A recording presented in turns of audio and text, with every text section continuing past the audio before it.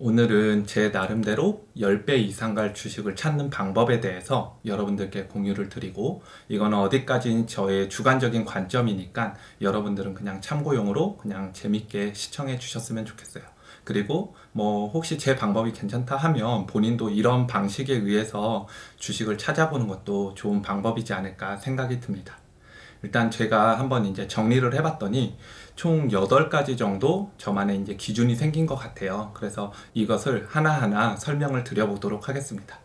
그리고 여기에 이제 전제 조건은 여러분들이나 저나 한국인이 아니라고 생각을 하고 투자에 임했으면 좋겠어요. 그래서 저 같은 경우는 어느 나라에 소속되어 있지 않은 그냥 외계인이다 라고 생각을 해서 살펴보는 관점이 있고, 그 다음에 항상 확률적으로 더 유리한 걸로 좁혀가자 라는 게 저의 관점입니다. 그래서 첫 번째 같은 경우는 저는 일단 국가예요. 우리가 외계인의 관점에서 전 세계를 한번 들여다보면 과연 어느 나라에 투자하는 게 가장 합리적이고 안전하고 또한 성장성까지 있을까 라고 생각을 해봤을 때 저는 첫 번째가 미국이었고 두 번째가 중국이었습니다. 그래서 미국 같은 경우는 아시다시피 군사력도, 소비력도, 그 다음에 세계의 혁신적인 기업도 가장 많이 보유한 나라다 라고 생각을 하시면 될 것 같고, 중국은 그런 미국을 추월하기 위해서 굉장히 노력하고 있고, 그 다음에 어떤 분야에 있어서는 현재 이제 앞서는 기술도 나오고 있다 라고 보시면 좋을 것 같아요. 그래서 전 세계적으로 어떻게 보면 아직 저평가되어 있고 앞으로 성장성이 높은 인도 같은 나라도 있고 베트남, 태국 같은 나라들도 있겠지만, 저 같은 경우는 그냥 안전하고 그 다음에 안전함과 동시에 혁신성과 앞으로 미래의 트렌드도 이끌어갈 기술을 여전히 개발하고 있는 미국이나 중국이 가장 좋다라고 생각을 해서, 그래서 제가 미국 주식에 투자를 하고 중국 주식에 투자하는 이유가 거기서 하나가 나옵니다. 그런데 그에 반해 한국 같은 경우는 사실은 저는 장기적인 투자 관점에서는 사실 좀 애매한 부분이 있는 것 같아요. 지금이야 삼성전자가 이렇게 시가총액이 1위가 됐으니까 이 기업을 10년 전에 투자했었더라면 20년 전에 투자했었더라면 하는 아쉬움이 있지만, 사실 10년 전, 20년 전에 삼성전자에 어떻게 보면 장기 투자를 한다거나 이런 일이 쉽진 않았을 거예요. 예를 들어서 그 당시에도 현대자동차도 굉장히 촉망받고 유명한 기업이었는데 그 기업을 10년간 장기적으로 보유했다고 해서 반드시 주가가 막 10배, 20배 뛰지 않았거든요. 그래서 한국 주식 같은 경우는 아무래도 미국이랑 중국의 영향을 굉장히 많이 받다 보니까 굳이 한국이라는 지형적인 리스크와 그 다음에 글로벌이라는 시장에서 한국이 차지하는 위치가 정말 모든 분야에 있어서 다 선두라고 보기는 어렵기 때문에 저 같은 경우는 한국은 외계인 관점에서 본다면 그렇게 매력적이진 않은 나라다라고 생각이 들어요. 그리고 이제 두 번째 같은 경우는 성장 섹터를 고른다입니다. 아까도 말씀드렸다시피 외계인의 관점에서 확률적으로 계속 높은 것을 추려 나가자 라고 제가 말씀을 드렸잖아요. 그래서 그 투자 섹터 안에는 되게 여러 가지 산업군들이 있어요. 과거에는 건설업도 있었을 거고, 금융업, 그 다음에 통신업, 제조업, 다른 분야가 있었는데, 아무래도 요즘은 서비스업이라든가 그 다음에 플랫폼 기업들, 이런 기업들이 최근에 굉장히 이제 주가 상승이 좋았는데, 그럼 이제 앞으로의 미래는 어떤 산업이 주도할 것인가, 이거를 이제 생각을 해봤을 때 거기서 과연 유망 섹터가 무엇일까 라고 생각을 해보면 좋을 것 같습니다. 그래서 저 같은 경우는 크게는 AI 섹터가 가장 강할 거라고 생각을 하고, 그 다음은 전기차 시장. 근데 이 전기차 시장 같은 경우는 사실 전기차 자체가 메리트라기보다는 이 안에 들어가는 자율주행 기술이 더 메리트라고 생각이 됩니다. 그러면은 결국 이것도 AI 안에 이렇게 부분 종속되는 관계를 가질 수밖에 없고요. 그 다음에 저는 블록체인, 암호화폐 시장도 사실 굉장히 큰 패러다임을 바꿀 산업이 아닐까라고 생각이 듭니다. 그래서 이런 관점으로 저는 제 나름대로 성장 섹터를 한 두세 개 정도를 확실하게 이제 추리는 것 같아요. 그래서 이 안에 어떤 기업들이 있고 그 기업들 중에 과연 어떤 기업이 기술력이 있으며 앞으로 미래에 더 유망할 것인가, 이런 거를 이제 살펴보는데, 그래서 이제 세 번째는 그 분야의 최고의 기업을 찾는다입니다. 그래서 좀 전에도 말했다시피 저 같은 경우는 AI를 굉장히 유망 산업이라고 보고, 그럼 그 안에서 되게 좋은 기업들이 생각보다 많아요.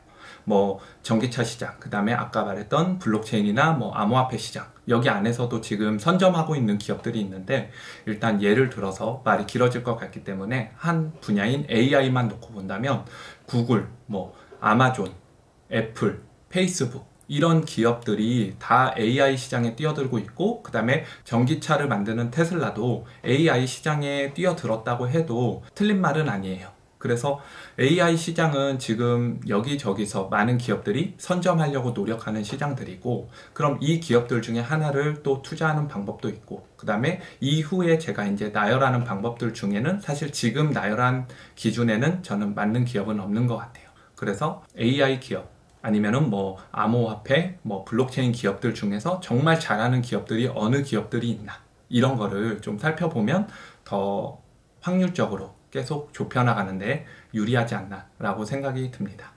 그래서 이제 네 번째는 저는 그 회사의 CEO를 반드시 살펴봅니다.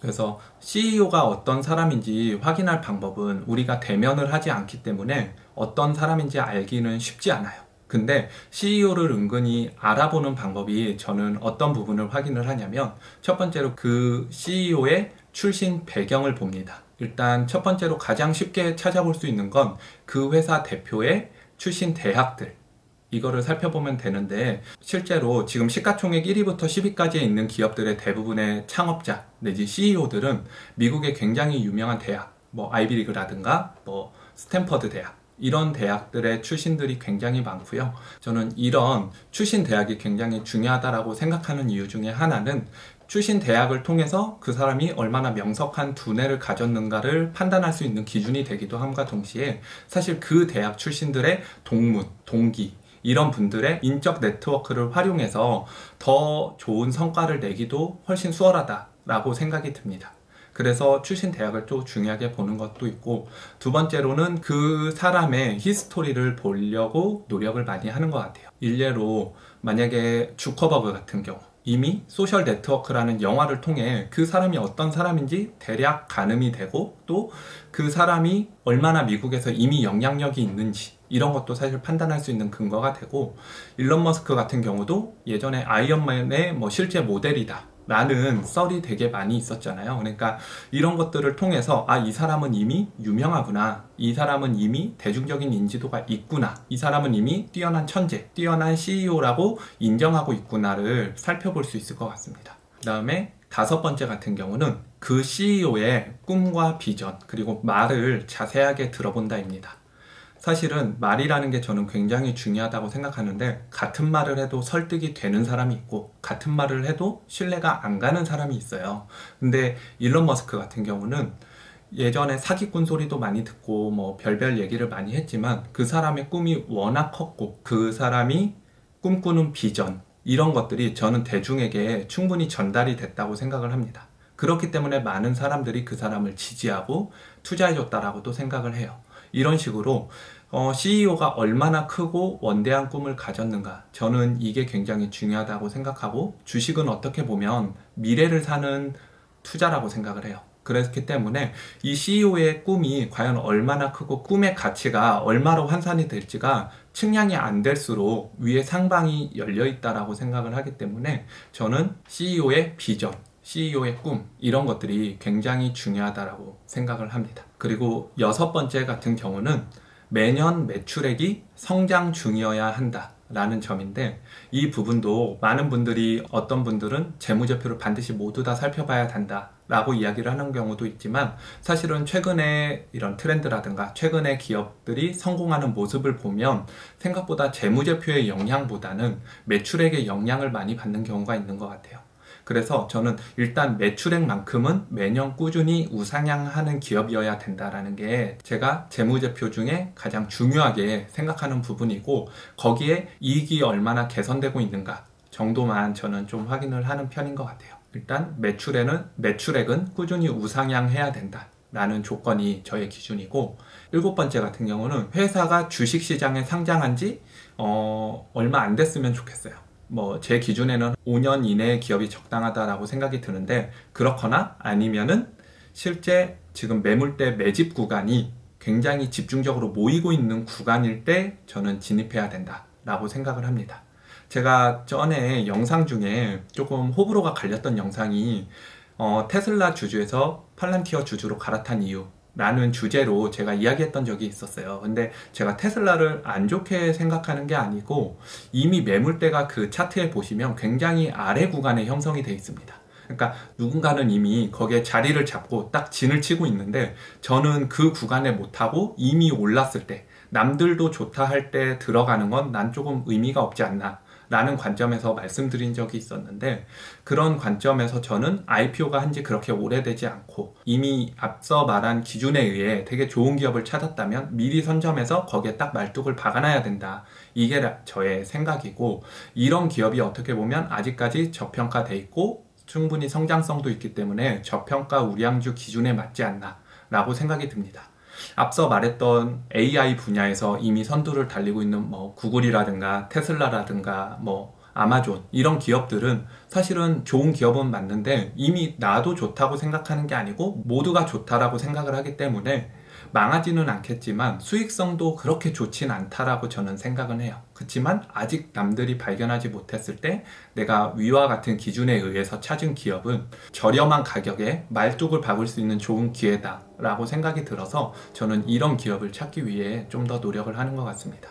그리고 마지막 8번째인데요. 마지막 8번째는 이런 과정에 의해서 찾은 기업이 적어도 3개 이상이어야 된다입니다. 그러니까 어떤 기업이든지 10배 이상 갈 종목이 3종목 다 10배 이상이 가면 어차피 내 수익률은 다 10배가 넘어가기 때문에 상관이 없는데, 간혹 찾다 보면 하나 찾아서 이거 정말 최고다 라고 생각하고 거기에 전량 다 매수를 해버린다면 혹시라도 그 기업이 잘못됐을 때, 혹시라도 그 기업이 어려워졌을 때 내 투자금이 분산되는 효과가 적기 때문에 데미지도 그대로 다 받는데, 만약에 이런 기업, 이런 기준에 의해서 한 3개 이상의 기업을 찾아서 나눠놓는다면 조금 더 안정적으로 자금을 운용할 수 있지 않을까라고 생각이 들고, 또 하나는 장기 투자를 하는 데 있어서 왜 사람들이 장기 투자가 어렵고 힘들까 하면 인생은 계획대로 되지 않기 때문인 것 같아요. 그러니까 내가 이 돈을 안 쓰고 장기 투자하면 좋은데 살다 보면 갑자기 어떤 일이 발생해서 그 돈이 수익률이 안 났음에도 불구하고 빼야 되는 상황이 저는 올 거라고 생각을 하는데, 그럴 때 이렇게 분할을 조금이라도 해놓는다면 한 곳에서 다 빼는 게 아니고 어느 정도 수익이 난 곳에서 뺄 수가 있다 라는 장점이 있어서 이런 식으로 관점을 가지고 접근을 해보시면 조금 더 안정적으로 투자를 할 수 있지 않을까 라고 저는 생각을 합니다. 그래서 제가 특정 여기서 언급했던 종목들이 좋다라는 게 아니고 저는 이런 기준에 의해서 종목을 발굴한다 라는 관점으로 봐주셨으면 좋겠고, 여러분들도 공부를 많이 하면 할수록 내 주식이 떨어졌을 때 불안하지 않는 것 같아요. 최소 저만큼은 그랬던 것 같아요. 그래서 공부를 충분히 많이 하고 그 다음에 내가 어떤 기업을 찾았다라는 그 기쁨을 맛보셨으면 좋겠다라는 생각에서 이번 영상을 찍게 되었습니다. 오늘 영상은 여기까지 마치는 걸로 하고 다음 시간에 또 다른 관점으로 저의 생각을 남겨보도록 하겠습니다.